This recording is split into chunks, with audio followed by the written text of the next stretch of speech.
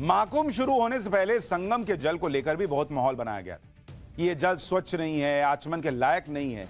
लेकिन सीएम योगी ने डंके की चोट पर कहा था कि उन्होंने खुद संगम तट पर जाकर जल देखा, स्नान किया, आचमन किया और इस आचमन से वो तो बीमार पड़े नहीं। योगी आदित्यनाथ ने संगम के जल को लेकर दुष्प्रचार करने वालों की भी क्लास लगाई।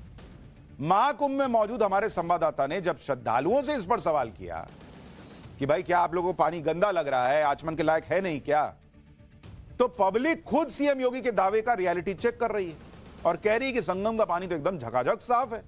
श्रद्धालुओं ने बिना डर और हिचक के इसका आचमन किया है। सुनिए, पब्लिक खुद बता रही है। ये यहाँ पर जो संगम का जल है, क्या नहाने योग्य आप लोगों को लग रहा है? साफ सफाई बहुत सुंदर है। आज से कई पहले पे हम जो देखे हैं और अभी जो देख रहे हैं बहुत ही सुंदर व्यवस्था। आचमन कर रहे हैं, आचमन किया जा रहा है, आचमन करने लायक बहुत अच्छा है यहाँ पे।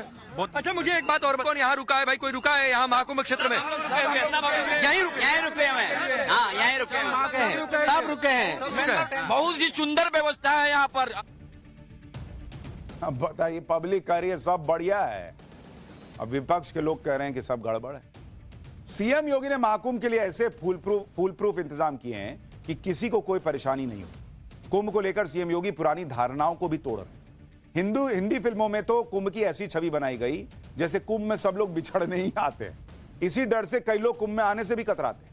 लेकिन महाकुंभ में बिल्कुल पुख्ता इंतजाम किए गए। पहले दिन 1.5 करोड़ लोगों की भीड़ आई। 1.5 करोड़ में मात्र भीड़ में से 250 लोग अपने परिवार से बिछड़ गए। लेकिन महाकुंभ मेला प्रशासन ने ऐसे तगड़े इंतजाम किए हुए हैं कि ज्यादातर लोग अपने परिवार से फिर से मिल गए। इसलिए महाकुंभ में भूला भटका कैंप बनाया गया था। इसके अलावा मेले में वॉच टावर्स लगे हुए हैं जिससे क्राउड मैनेजमेंट में मदद मिल रही। महाकुंभ में जो आ रहा है वो मोदी योगी की भर भर के तारीफ कर रहा है। महाकुंभ के इंतजाम देख के भक्त झूम रहे हैं क्योंकि मेले में ना तो रहने की व्यवस्था की कोई दिक्कत है, ना खाने पीने की। यहां आने वाले भक्त सारी परेशानी भूलकर भक्ति में रम गए। एक बार देखिए कैसे महाकुंभ में आने वाले भक्तों का उत्साह 7वें आसमान पर। धारे गंगा के बहावेल हमार जोगिया रे, हमार जोगिया डम डम डमारू बजावेल हमार जोगिया रे, हमार जोगिया। हरि की कथा सुनाने वाले, हरि की कथा सुनाने वाले, सच्ची राय बताने वाले, तुमको लाखों प्रणाम। योगी ने कियो कमालू गजब कई डालो, योगी ने कियो। महाकुंभ के पहले दिन तो पौष पूर्णिमा का पावन स्नान हो गया। लेकिन अब आगे क्या होने वाला है, महाकुंभ से जुड़ी वो जरूरी तारीखें जो आपको याद रखनी चाहिए, वो भी आपको बताता हूं। महाकुंभ का पहला शाही स्नान, जिसे अब अमृत स्नान कहते हैं, वो होगा मकर संक्रांति के दिन सुबह 6:15 बजे से यह स्नान शुरू होगा। सबसे पहले अखाड़ों के साधु संत अमृत स्नान करेंगे। अखाड़ों के अमृत स्नान के लिए 40 मिनट का समय तय किया गया। सबसे पहले शैव संप्रदाय से जुड़े अखाड़ों के साधु स्नान करेंगे। इसके बाद बैरागी और फिर उदासीन अखाड़े के संतों का नंबर आएगा। दूसरा अमृत स्नान मौनी अमावस्या पर 29 जनवरी 2025 को होना है। फिर बसंत पंचमी पर 3 फरवरी को अमृत स्नान होगा। माघ पूर्णिमा पर 12 फरवरी को अमृत स्नान होगा। आखिरी अमृत स्नान महाशिवरात्रि पर 26 फरवरी को होगा। जब राम मंदिर का निर्माण हुआ था तो देश भर के अलग अलग हिस्सों से मिट्टी जुटाई गई थी, श्रद्धा की बाकी चीजें जुटाई गई।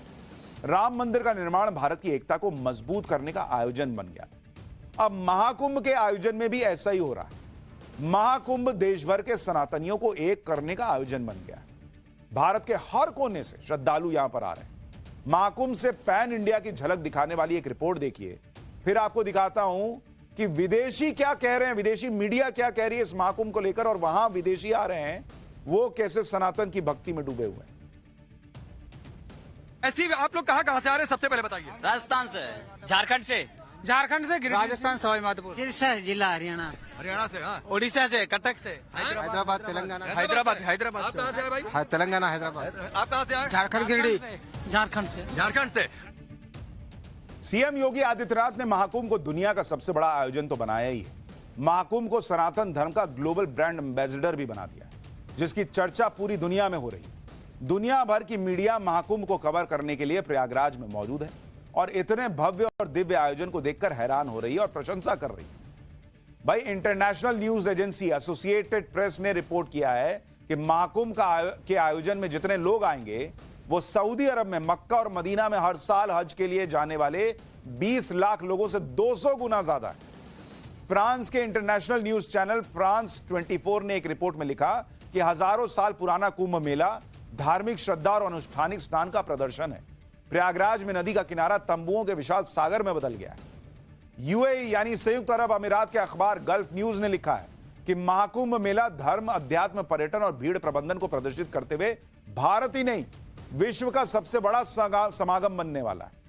यूएई के ही एक और अखबार द नेशनल ने लिखा है कि भारतीय प्रधानमंत्री नरेंद्र मोदी ने दुनिया भर के लोगों को इस महोत्सव में भाग लेने के लिए आमंत्रित किया है। ब्रिटेन की स्काई न्यूज ने अपनी रिपोर्ट में कहा है कि महाकुंभ मेले में 400 किलोमीटर अस्थायी सड़कों और 10,000 एकड़ में टेंट सिटी का निर्माण अद्भुत है। ब्रिटिश अखबार द गार्डियन ने लिखा है कि इस साल के महाकुंभ की भव्यता पिछले सभी आयोजनों से बढ़कर होने की उम्मीद है। मतलब आप देखिए ना, पूरी दुनिया में महाकुंभ की चर्चा हो रही है, दुनिया भर के अखबार, दुनिया भर की मीडिया तारीफ कर रही है। यहां कुछ लोग ट्विटर पर लिख रहे हैं कि ये गड़बड़ है, वो गड़बड़। अच्छा, होगा भी क्यों नहीं, तारीफ क्यों नहीं होगी?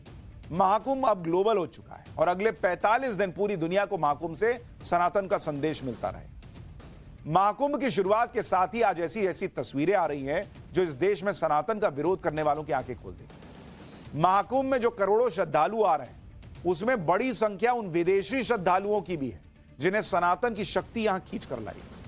भाई अपने यहां लोग सनातन को मलेरिया और डेंगू बताते हैं, आप देखिए ना, ये विदेशी आ रहे हैं यहां सनातन से जुड़ने के लिए। और एक नाम की तो बड़ी चर्चा है, वो नाम है लॉरेन पॉवेल जॉब्स की। ये जो आप देख रहे हैं महिला, ये आईफोन बनाने वाले वो भाई साहब नहीं थे, अमेरिकी कंपनी एप्पल के को फाउंडर स्टीव जॉब्स, ये उनकी पत्नी है। ये महाकुंभ में शामिल होने के लिए प्रयागराज में अपने गुरु स्वामी कैलाशानंद महाराज के पास पहुंची, जिसके बाद लॉरेन पॉवेल को स्वामी कैलाशानंद महाराज ने सनातन धर्म के मुताबिक अच्युत गोत्र दिया है और उनका नाम भी कमला रखा गया है, जो भारतीय संस्कृति और धर्म के प्रति लॉरेन पॉवेल के समर्पण और आस्था को दिखाता है। बताइए, विदेशी आ रहे हैं यहां पर, अपना नाम तक बदलने को तैयार है, सनातन में डूबे जा रहे हैं, और यहां इंडिया अलायंस के सहयोगी जो है वो सनातन को डेंगू और मलेरिया बताते हैं। महाकुंभ में कुछ विदेशी श्रद्धालुओं की बातें आपको सुनवाता हूं जो महाकुंभ में आकर खुद को भाग्यशाली बता रहे हैं। सुनिए विदेशी क्या बोल रहे हैं। Mera Bharat Mahan. So I came from Russia, but I was flying from Vienna, from Austria, from Europe. I'm working and living in Europe, and India is just great. I mean, we came to Kumbh Mela first time in life, and this is a big Kumbh Mela, so we're very excited. It's like, you know, you see the real India, and the true power of India is their people. And look around, it's thousands of people, and the vibe I cannot even transfer. I'm shaking because of the vibe of people, of holy place, of all the people who deep into holy Mama Ganga River. Thank you so much. I love India. Mera Bharat Mahan. I practice yoga and I search for moksha. Yes. So what do you feel? Amazing. India is a spiritual heart of the world.